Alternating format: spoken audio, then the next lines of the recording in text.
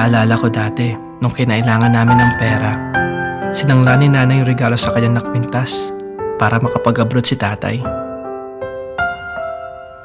Kaya nakapag-aral ako dahil nakapag-remit na si tatay na pang-tuition. Lahat talaga ginawa nila para sa akin. Hello, Han! Kamusta ka? Ma, na-aksidente ako eh. Ano?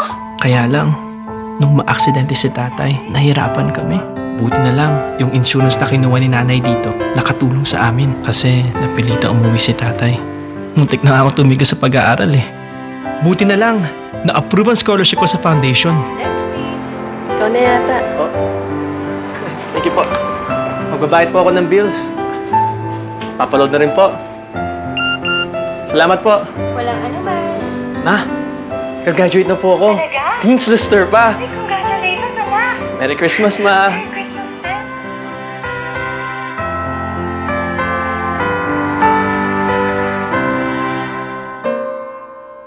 Sinisikap na ihatid ang diwa ng Pasko sa mga nakaranas ng dilim ng bagyo.